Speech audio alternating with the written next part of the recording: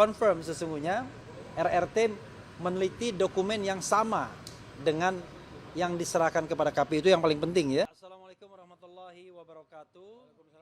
Kawan-kawan semua, kawan-kawan media, jurnalis, YouTuber dan lain sebagainya. Hari ini kita lanjut pemeriksaan, bukan pemeriksaan ya, pemberian keterangan ahli. Karena kalau ahli nggak diperiksa. Pemberian keterangan ahli, dan kami mendatangkan dua dokter. Satu dokter Bona Muda, Bona Tua Silalahi ya. Dan kita tahu Dr. Bona Tua memenangkan gugatan di Komisi Informasi Pusat, yaitu tidak boleh salinan ijazah itu ditutup-tutupin. Jadi semuanya sama, beliau sudah mendapatkan salinan 2014 dan 2019. Dan kalau ngomong seperti itu, maka mirroring harusnya dengan dokumen aslinya. Karena tidak boleh yang diserahkan ke KPU itu adalah dokumen yang lain.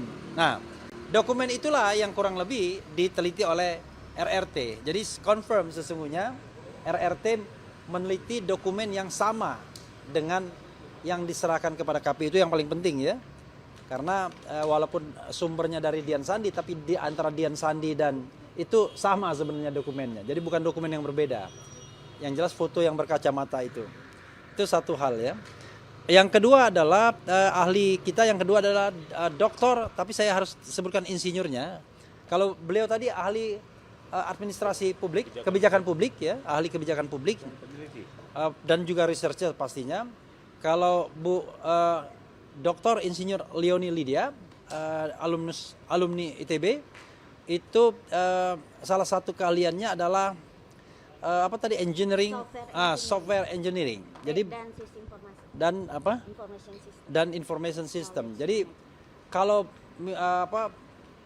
Bang Bona Tua akan membicarakan mengenai bagaimana informasi itu bisa diperoleh sebagai sebuah hak kita, karena beliau dealing with dengan undang-undang tentang kebebasan informasi publik, dan juga menceritakan bagaimana kemudian ijazah Jokowi akhirnya didapatkan.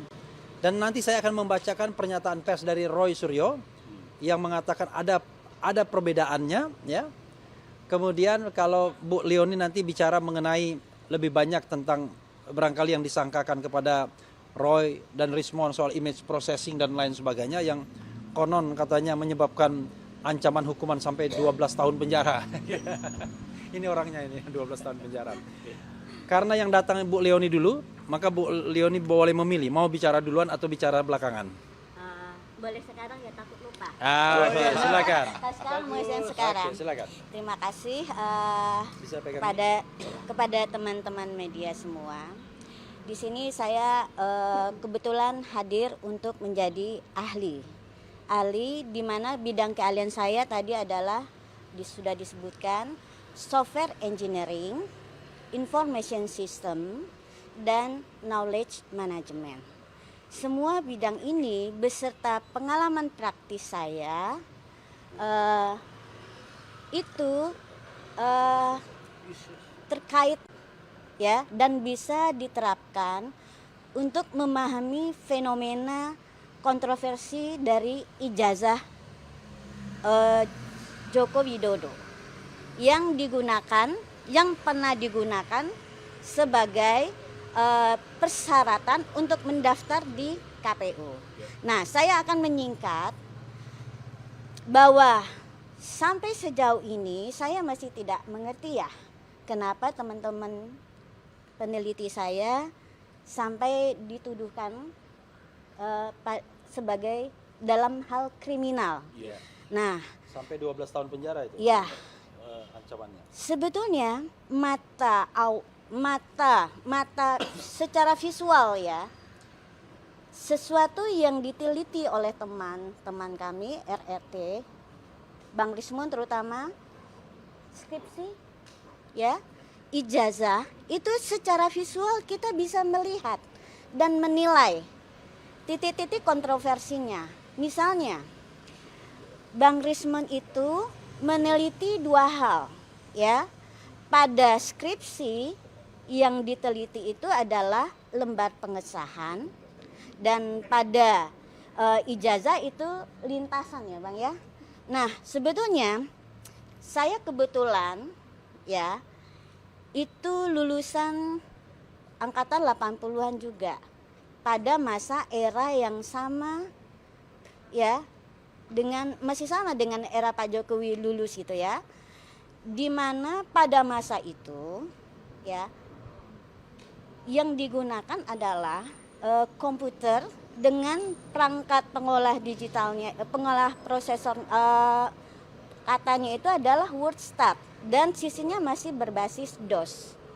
Dan mata Bang Rismon yang jeli melihat kejanggalan dari lembar dokumen tersebut, di mana saya juga menilai setelah yang disampaikan Bang Rismon, saya juga jadi melihat karena ada yang disampaikan ya, bahwa titik-titik antara spasi antara huruf kata itu memang sangat konsistensinya itu tinggi dan itu nggak mungkin dihasilkan dari suatu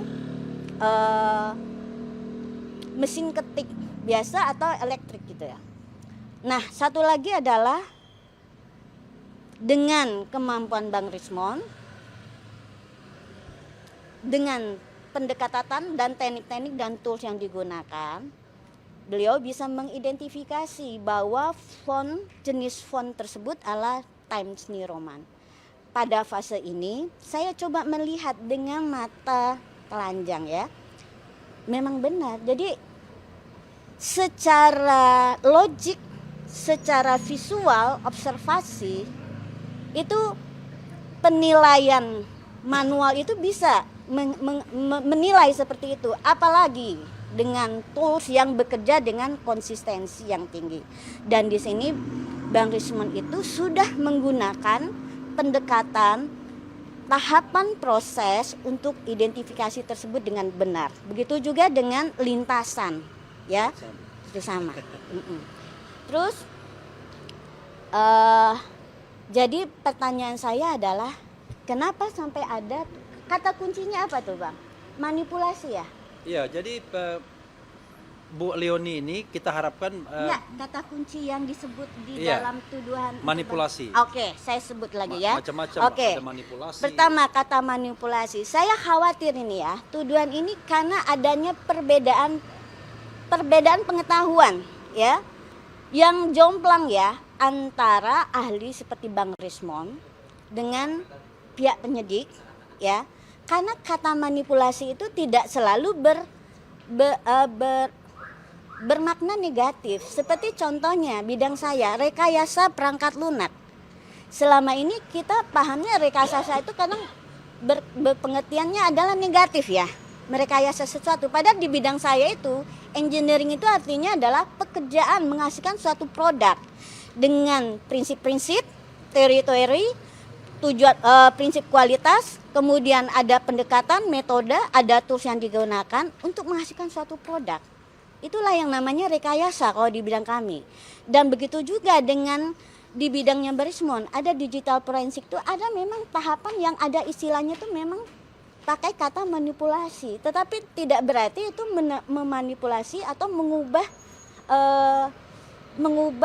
makna atau apa dari satu objek gitu loh. Tetapi itu adalah tahapan-tahapan yang ada di dalam proses digital image processing.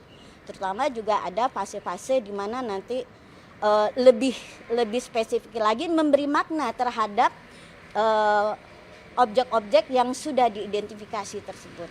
Ringkasnya begitu dulu. Karena nanti saya akan mengkonfirmasi ke penyidik, ini apa yang terjadi sebenarnya, kenapa sampai dikriminalisasi pada proses yang dilakukan dalam pemeriksaan itu sudah sesuai dengan kaidah-kaidah ilmiah dan metode. Subscribe, share, like, and comment. Subscribe, share, like, and comment. Subscribe, share, like, and comment. Subscribe, share, like, and comment. Subscribe, share, like, and comment.